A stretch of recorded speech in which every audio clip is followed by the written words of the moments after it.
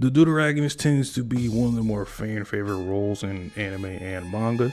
If you don't know, it is the second most important character in the series. Typically, it's whoever is right next to the main character, whether it be right-hand man or a rival. So I'm going to be ranking some of my personal favorites within the medium. And just a heads up, sometimes, especially within like the 10 to 9, it's like not that far of a gap. They're like super close, so I'm just kind of picking who I vibe with the most. Before we get into the top 10, I do got some honorable mentions I do want to throw out there. I have Mikasa, who's just outside of the top 10, Vegeta, Nikaido, and Kageyama. All of them are kind of bracketed together just because I don't really know where I would rank them, because 15 to 13 isn't that important to me or that big of a drop.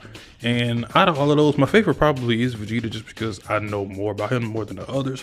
But if I had to choose someone to really ride with, it probably would be Nikaido. I think Nikaido next to Kaiman is perfect, and her energy and the way she's portrayed through the story and used to help go alongside Kaiman's mystery, and even learning more about her towards the end of Deuteragonists, I thought it was beautiful.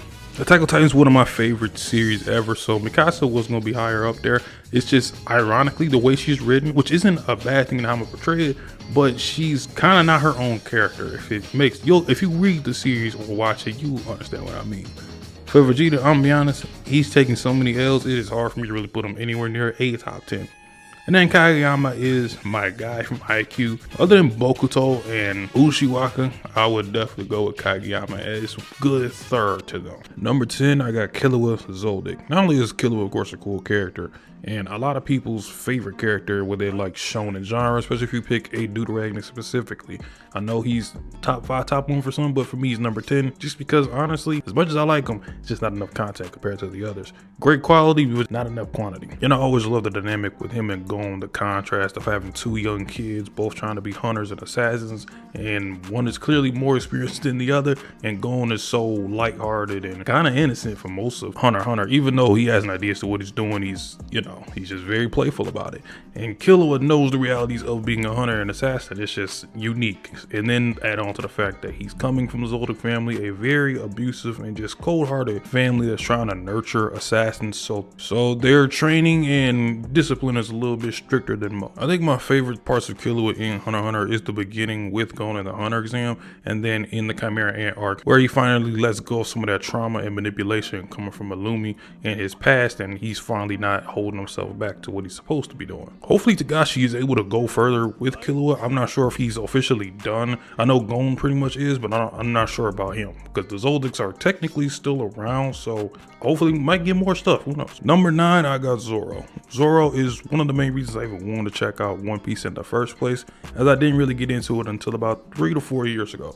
And now that I'm caught up with at least the anime, he's still one of my 3 favorite characters in the series. And I think he's one of those cases of you can have a simple character and still have him be as interesting from when he's introduced, whether that be chapter 1, 2, or 3, whatever the case may be, all the way up to chapter 1000 in One Piece's case.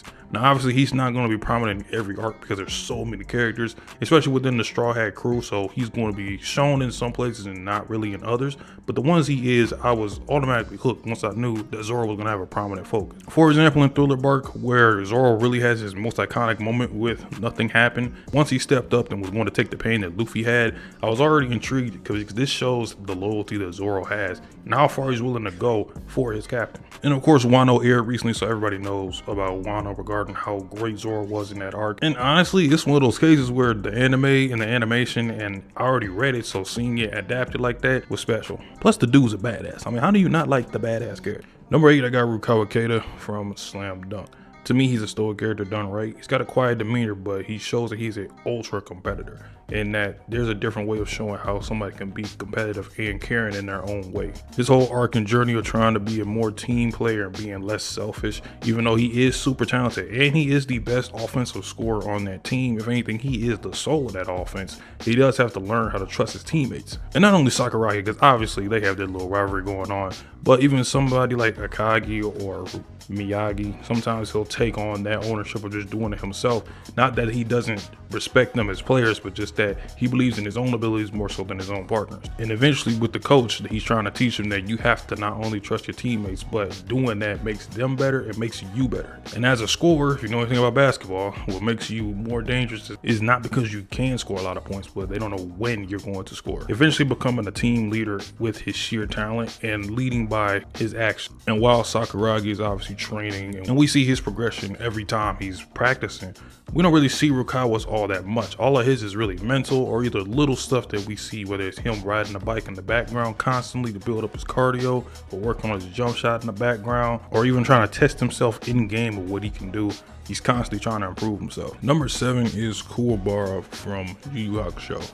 I just love Kuwabara because he is such a lovable and funny character. Shout out to Christopher Tsubaka. I think that's one of his best performances in all of his voice acting career. It is very rare that a character can get me emotional in episode 1, especially a character that's supposed to be a goofball, like a very typical kind of like dumb character, but you could just feel the emotion of Kuwabara when he learns that Yusuke died the first time at least, and you can feel that him interacting and fighting with Yusuke meant so much more to him than just two delinquents fighting. Then moving along into the series, his whole thing is about bravery, because out of the big 4, he's the human. He doesn't have anything special. He just has his spear sword, and that's about it. That's all he can really work on. So throughout the series, he's going through and he's fighting these monsters, these demons, and you just look at Kuwabara and it's like, you know he's gonna win just because of the sake of plot, but sometimes it's how does he win? And there are times where he loses, but every battle he has to show some type of bravery in a different way, whether it be mental, physically, or emotionally. He has to evolve as a person. I know people have their qualms with how they ended, but out of all the characters that I really enjoyed for their ending, it was Kuwabara, because it was the most realistic and honest to his character as to why he didn't continue into the other tournament. I know Yusuke, Kurama, and Kie, like those are the dogs, like those are the demons of the series, the ones who putting in the work and crazy strong. But don't forget about Kuwabara, man. Gotta give him his flowers too.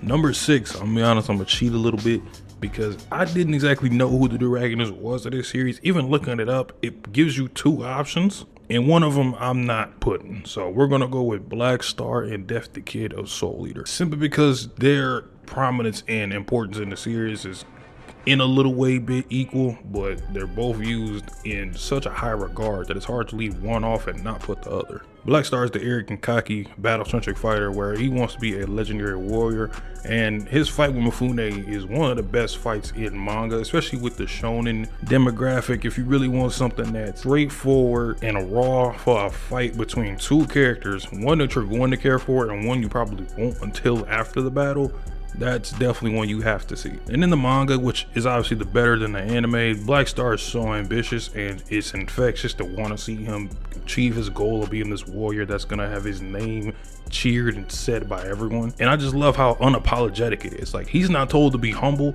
he's just told to get better. And then I would put Death the Kid above Black Star a little bit, just because his prominence in the series, he's important because he's all about being symmetrical, which symmetrical is about balance. And balance is key in Soul Eater because it's about trying to balance chaos and order, and he's a symbolization of that. Being the son of death, he is a prodigy, so he has high expectations to achieve greater things than even his own dad. And that little quirkiness of him being a perfectionist leads into all his faults as a character, which he eventually overcomes and becomes just a complete weapon of a fighter. Not gonna spoil it because I know some people might be trying to catch up to her or whatever the case may be with Soul Eater, but Death the Kid to me is my favorite character in the series and has a great conclusion to his character. 5 would be Bruno Bucciarati from JoJo's Bizarre Adventure Part 5. I always have a hard time with who's my favorite character in Part 5, whether it be Giorno or Bruno, but every time I boil it down, it kind of just ends up being Bruno.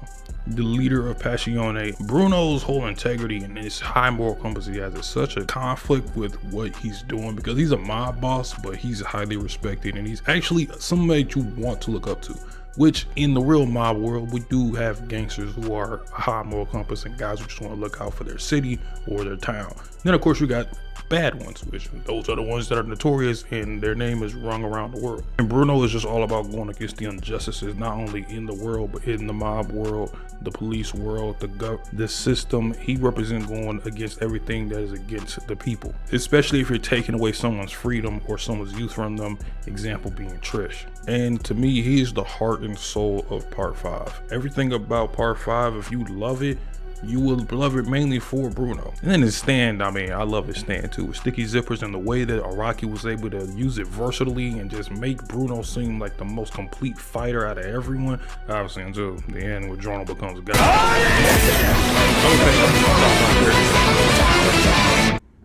Number 4, I got Takamura from Ippo. Ippo has a story in general for a lot of characters fits the bill of an underdog climbing and working his way up until he gets to a champion.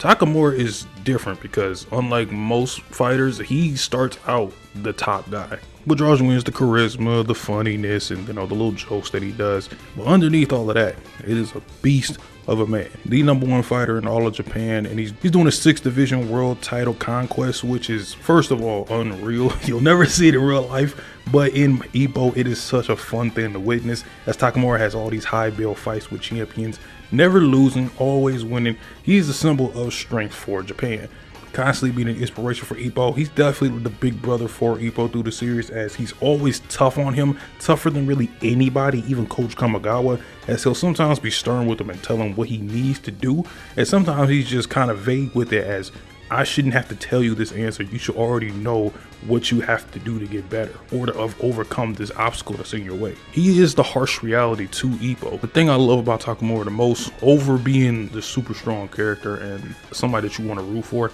is his determination to win for Coach Kamigawa. You can tell that every win that he has, he's not really thinking about himself.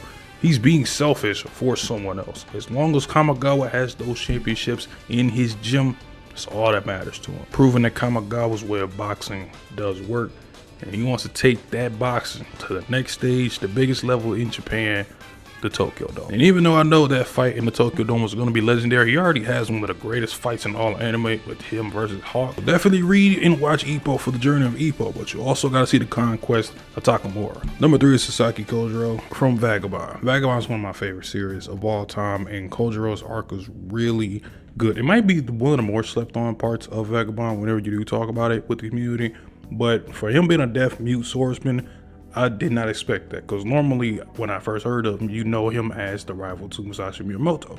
But in this version, he is deaf and mute. Obviously, I don't know if that's completely true, but this is just the depiction of what he is in Vagabond.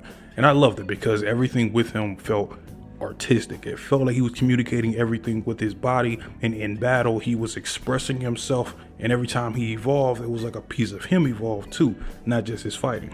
And in his arc, and a little bit of almost like a flashback-ish type arc, it felt like we were watching a kid grow in front of us. We were seeing him when he was learning how to pick up a stick, how to pick up a sword, and how to become a fighter, and how quick he was adapting to being a fighter against Ito. And that fight on the beach was great, and you can see that Sasaki was not only enjoying it, but he was advancing, and he was actually catching Ito off guard, because you have this swordsman who looks like a child in the face compared to most of the other ones, and he's just free. He just feels free of anything that's in front of him. It's really amazing to see a character that doesn't need dialogue express more emotion than almost any character in the series. And his interactions with Musashi is honestly very heartwarming. It's something about it that just, these two feel like they were finally met, and they were supposed to meet for a long time. It's a shame we're probably never going to see that battle between them when the old Musashi is explaining the story. Maybe one day we'll see it drawn at least, but up until now, the unfinished story is, still one of the things I wish that could be finished with Vagabond, because I feel like Kojo versus Musashi would have been a beautiful fight. Number 2, I'm going the greatest Jobro so far in JoJo's, Jiro Cepelli. This dude is just off the rip, like a perfect contrast to Johnny, because Jiro, when he's introduced, Jiro is already a fully developed character with morals when we meet him. So while Johnny is developing and going through this race and becoming a great character, Jiro is kind of just there to help give him advice and how to teach him how to do the spin, and he's like his guiding light to where he needs to go in the race. He's really a cool character to follow alongside Johnny, just seeing how he goes about the race and his decisions as to when to attack, and noticing all the little behaviors of everyone else, and kind of being that veteran type of guy who's been through some stuff. And I love the story of him rebelling from his father of what he's supposed to do, because his Cepelli's in this time is at least royal guard executioners, so their job is just to execute people that the king sets out. Unfortunately, Jiro doesn't want that. He'll be an executioner, he'll take the skills, but when he's told that you have to let go of your emotions and don't get close to the people, especially the ones that you're about to kill, it hurts him in a sense because he doesn't want that. He wants to be a human. He notices a lot of these executioners, they just listen to orders and just do whatever the king says, and they're kind of like robots. He doesn't want that. So he goes about his own journey, he rebels against it, and you can kind of see that in just his character design. The grills, the hat, the crazy hair, the look, everything about him just doesn't go with the norm. And also, this guy went about most of the race without a stand, with just the spin technique. I don't want to spoil it because that's a huge spoiler, because I know part 7 is going to be animated at some point. I'm not going to say anything, but man, what he did in the final arc is special.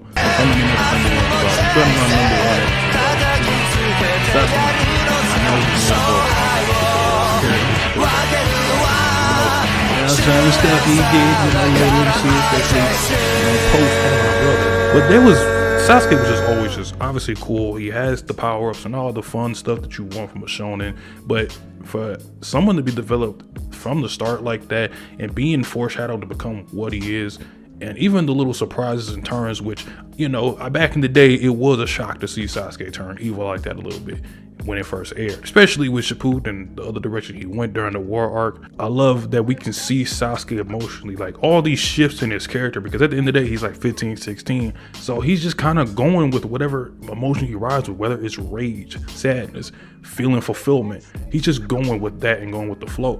He's not a fully fledged adult. Even Naruto makes mistakes based off emotion. So his was just more extreme because of his upbringing and the stuff with his brother and his clan. So obviously he's going to act a certain way. Like him attacking the 5 Kage, even though he didn't beat them or do anything crazy, if anything, he got beat up more than anything. I just love the fact that he goes against all of it. He knew about what happened with his brother and everything that led to it. And it's just that at the end of the day, he's still like, man, we need a whole new ninja world. He didn't want just, oh, I'm gonna protect the leaf. I want to start over. I want to get rid of everybody. And he's a saucy character, man. I mean, he has it all for me, especially for Deuteragonists to have that much focus where he gets his own arcs. I mean, and it's kind of hard for me not to put him as my #1 out of everything I watched. I know I probably missed out on some iconic characters, but that's the 10 that I have of my favorite. And of course, I'm going to read and see more other series. So, you know, if I do another list like this down the line, I could have those characters that were missed out included in the next video. But leave a like and subscribe if you enjoy it. Comment your favorite Deuteragonists in the comment section down below. I'll let y'all in the next one. Peace. Yeah.